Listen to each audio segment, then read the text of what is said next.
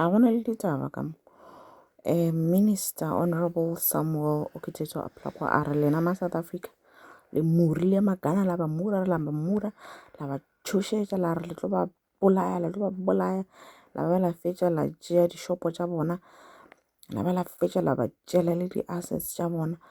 And ntho ya go mo kweša bohloko kudu ke goreng lena la theka batho ba bantsho fela ba ba tšhweu a le ba take.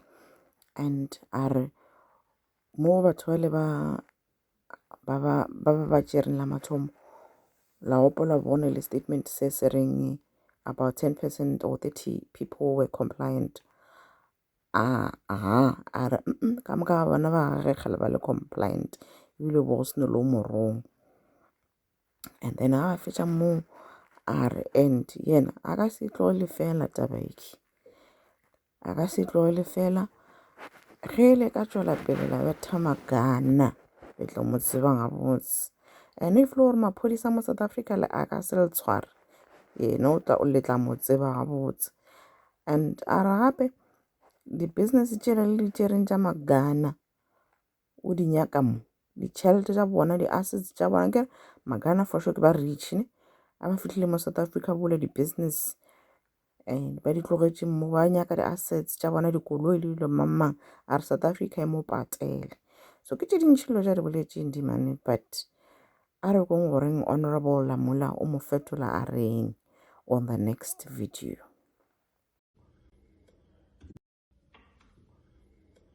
Good evening, my dear brother, Samuel Ablakwa. I'm greeting you from Pretoria in South Africa.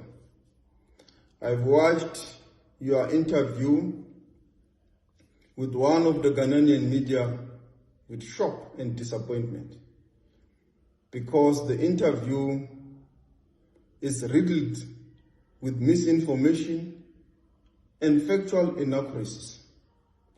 The first factual inaccuracy is that almost 30% of the Ghanaians that you have repatriated and that we have assisted you to repatriate were legal in South Africa.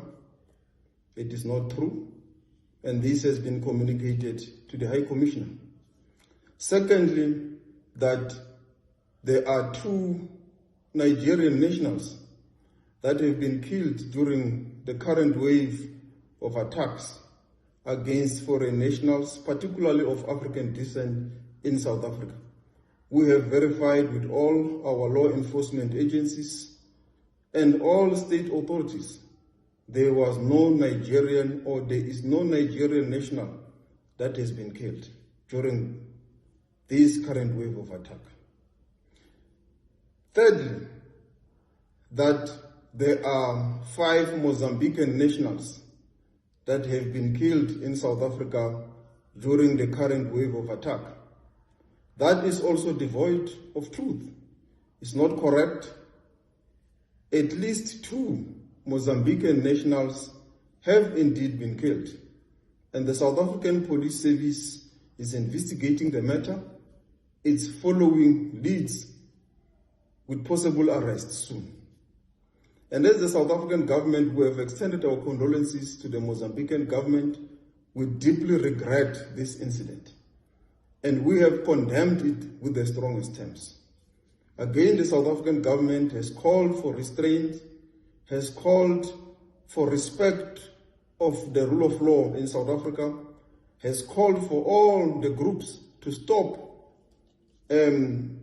enforcing immigration laws, and to have, when they have got protests, which is constitutional, to be violent against foreign nationals. So we now have 3 of your statements you have claimed to the media house in Ghana that have been proven to be not true. The 4th lie in the interview is that there are 16 Ghanaian nationals, and we have, as the South African government, been informed about these 16 Ghanaian nationals who are in the hospitals in South Africa. I have verified with our law enforcement agencies. This, again, it is not true. We don't have any verified information. including in our hospitals, that there are such Ghanaian nationals. And if it is indeed correct that there are such, I have also verified with our officials responsible and dealing with the Ghanaian High Commissioner in South Africa, whether they have received a note verbal about these injured Ghanaian nationals in our hospitals. And they've also said they've not received any such note verbal. So this proves your line of communication of intending to engage with the South African government through social media, through interviews, that it is really not helping to restore what should be cordial working relations between the two countries. We have had challenges in the past. We have handled them in a cordial manner. That is what we will continue to request you to do. Lastly, with regards to the threat that there is a public pressure for you to consider the nuclear route against South African companies in Ghana, I will tell you that it will not be for the first time that such a thing happens. When the current administration came into office in Ghana, I engaged you about the unbearable working conditions that have come to bear against South African companies since the current administration has come into office. I wrote you a letter. I will not disclose this letter at this stage, but I will be prepared to disclose the letter and send it to the public through Twitter like we are doing when we raised the issue that impacts South African companies in Ghana.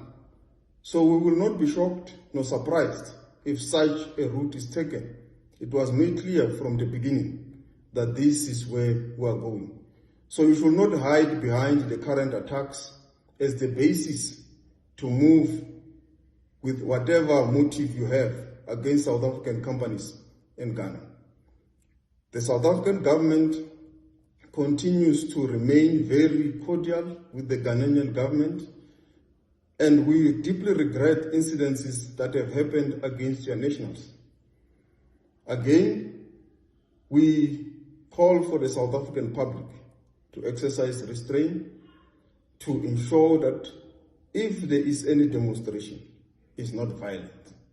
Ghanaians are our brothers, and we want to continue to live with them, engage with them, and resolve issues amicably.